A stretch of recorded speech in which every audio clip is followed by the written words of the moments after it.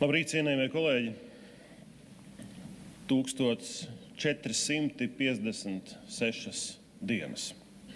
Mēs saņemam ziņas no Ukrainas, video, bildes, stāstus par nogalinātiem cilvēkiem, uzspridzinātiem civiliem vilcieniem, slimnīcām, skolām, nolaupītiem vairāk kā 20,000 bērniem, ciešanām un netaisnību.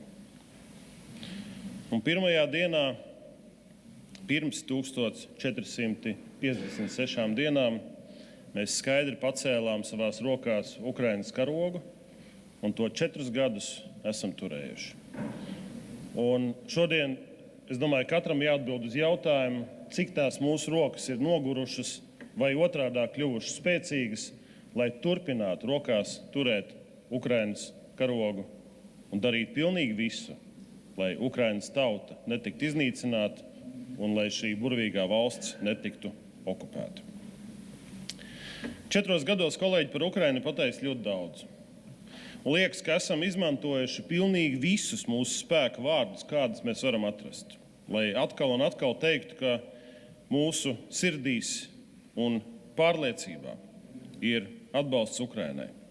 Teikuši tik bieži, ka kādam var šķist, ka tam vairs nav nozīmes, un tas kļuvis ir ierasts un pašsaprotams, kā šīs ikdienas ziņas 1456 dienu garumā par kārtējiem un nākamajiem noslapkavotajiem un bojāgājušajiem.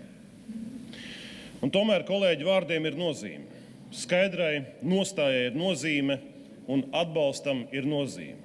Un to vēlreiz apliecināja Olēna Kondraķuka, Ukrainas augstākās radas priekšsēdētāja vietniece, kas vakar arī viesojās Saeimā.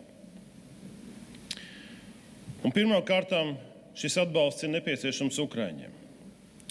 Un jā, arī mūsu domām, vārdiem un darbiem ir nozīme viņu cīņām. Mūsu politiskajām pozīcijām Saeimā ir ļoti liela nozīme viņu cīņām.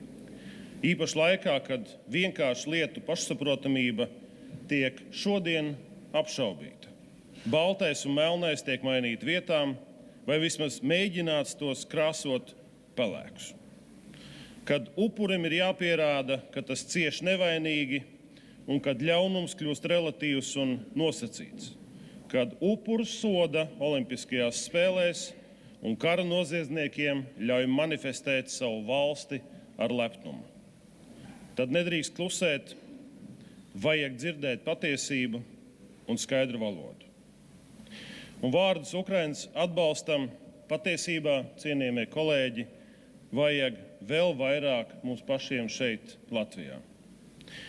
Pirmkārt, lai mācītos no Ukrainas pieredzes un stiprinātu savu aizsardzību, kas sākas pirmkārt ar skaidriem principiem un vērtībām un reālām spējām sevi aizsargāt.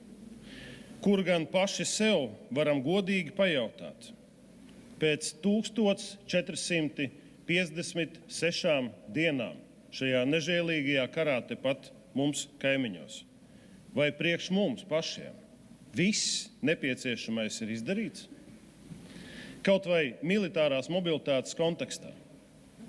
Vai arī lielākais, ko mēs varam darīt un nozīmīgākais, ir vainīgo meklēšana, atrašana, identificēšana par to, kas mums nesanāca. Es domāju, ka daudziem no mums arī pēc šiem 4 gadiem attieksme pret Ukrainu ir sirdsapziņas un uzticēšanās robežlīnija. Līnija, kuras stingrību mums visiem ir jāpārbauda katru dienu. Un kolēģi kristieši zina, ka ir tāds ticības apliecinājums, kredo. Un arī mūsu atbalsts Ukrainai ir sava veida ticības apliecinājums. Apliecinājums mūsu ticībai vienkāršām, taču fundamentāli svarīgām lietām. Cilvēcībai, taisnībai, taisnīgumam un labajam. Ticībai brīvības, neatkarības un demokrātijas ideāliem. Apliecinājums mūsu ticībai un pārliecībai par Ukraiņu uzvaru, kuru mēs esam solījuši, Tādai ticībai, kas dod spēku pacietīgam un nerimstošam darbam, šīs varonīgās tautas atbalstam. Brīvas, taisnīgas un demokrātiskas pasaules iespējamībai. Atbalstīsim šo lēmumu projektu. Slavu Ukrainai un saules mūžu Latvijai!